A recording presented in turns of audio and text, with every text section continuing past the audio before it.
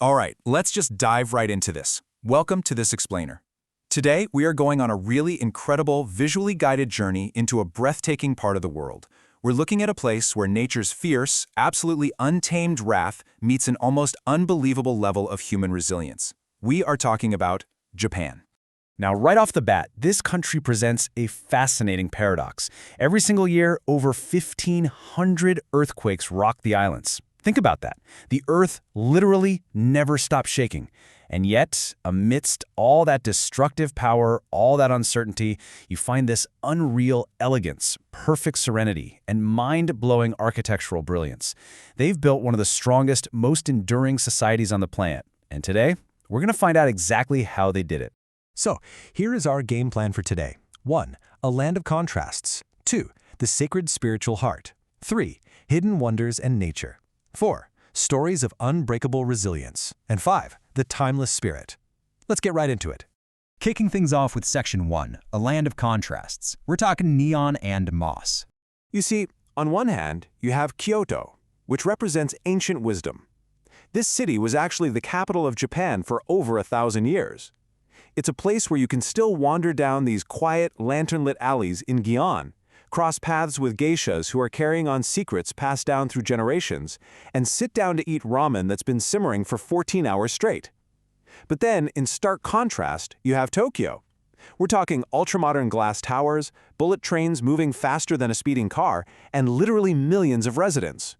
It's like stepping into an entirely different universe, yet both of these worlds exist seamlessly in the exact same country. Actually, to really wrap our heads around Tokyo's massive modern scale, we have to look back. Over 400 years ago, Edo was just this tiny fishing village, nothing special. But in 1603, Tokugawa Ieyasu chose this village as the center of his shogunate. And wow, the growth was explosive. By the 1700s, the population had already rocketed past 1 million people. To put that into perspective, that was more than most major European cities at the time. Finally, in 1868, the emperor moved in and gave it a brand new name, Tokyo, which means Eastern Capital. And to truly grasp the sheer, dizzying volume of this eastern capital today, just think about this number, 3,000. That is the number of people who cross Shibuya Crossing at a single time every single time the light changes. On its busiest days, 500,000 pedestrians navigate this one intersection. It's the absolute heartbeat of Tokyo's chaotic, mesmerizing energy. Moving right along to Section 2, the sacred spiritual heart, gods and gates. Okay, the mythology fueling Japan's spiritual sites is just wild. Take Kitsune, for example. These are mystical fox spirits. Legend says a fox once guided a young merchant up to a hidden shrine in the mountains, which led to immense prosperity. That shrine is Fushimi Inari Taisha, and it dates all the way back to 711 AD. Today, it's famous worldwide for its thousands of iconic red torii gates. And here's the beautiful part. Each of those gates represents a specific prayer, a wish, or a moment of gratitude donated over centuries to these fox messengers. Across the country, you'll find these remarkably distinct spiritual landmarks that have totally stood the test of time. First up is Kiyomizu-dera in Kyoto, founded in 778 AD. What is absolutely mind-blowing here is that the massive wooden temple complex was built beside a pure water spring without using a single nail, not one. Next, there's Itsukushima in Miyajima from the 6th century. It features this massive floating torii gate. Why is it floating? Well, the island itself was considered a god, so pure that for centuries it was strictly forbidden for anyone to permanently live, be born, or die there. Finally, we have Hakone Shrine on Lake Ashi. It's an 8th century marvel dedicated to several deities, including the goddess of Mount Fuji itself. But hey, if you really want to unplug and step completely out of the chaotic modern world, there is Koyasan. This is a 1,200-year-old sanctuary sitting high atop a misty mountain. It's the spiritual heart of Shingon Buddhism. Just imagine walking past towering cedar trees and moss-covered graves. Living exactly like a monk, you share their meals, you rise with the morning temple bell, and you get to experience a day of absolute, uninterrupted spiritual simplicity. It's a real reset for the soul. All right, Section 3, hidden wonders and nature, untamed beauty. You know, Japan's dramatic geography absolutely commands respect. Towering above everything else is Mount Fuji at 3,776 meters. It is picture perfect, but don't let that fool you for a second. It is actually one of Japan's most dangerous active volcanoes, last erupting back in 1707.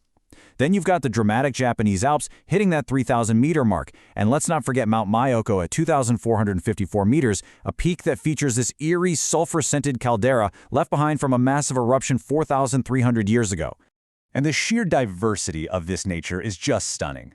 Up in the freezing, rugged terrain of Jigokudani, which literally translates to Hell Valley, you've got wild snow monkeys bathing in steaming hot springs just to survive the harsh winter.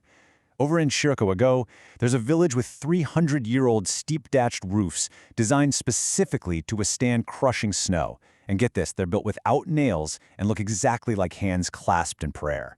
Down in Kyoto, you have the whispering, towering bamboo stalks of Arashiyama. And, incredibly, 2,000 kilometers away from Tokyo, you hit Ishigaki, a literal tropical paradise with crystal-clear waters and vibrant coral reefs. Which brings us to Section 4. Stories of Unbreakable Resilience, Rising from Ruins.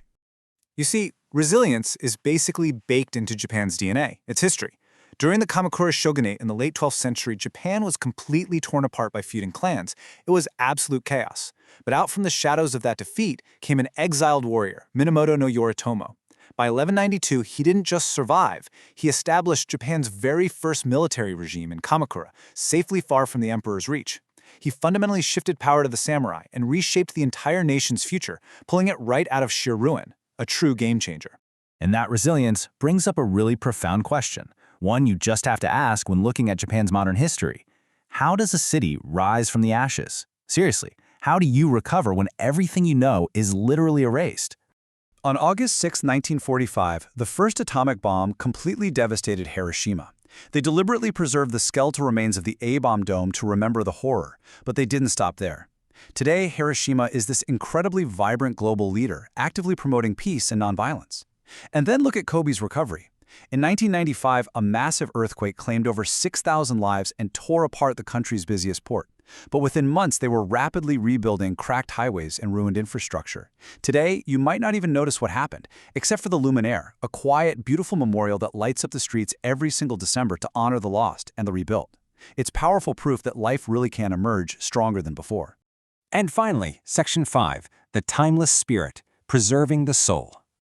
Listen to this. During the Age of Samurai, Takaro Castle was a major military base. But in the 1800s, the castle was torn down.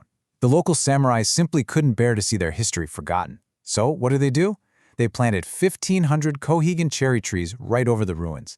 They literally turned a fallen, destroyed military fortress into one of Japan's greatest, pinkest springtime wonders, just so that people would gather there and remember it forever. Or get this number, 300.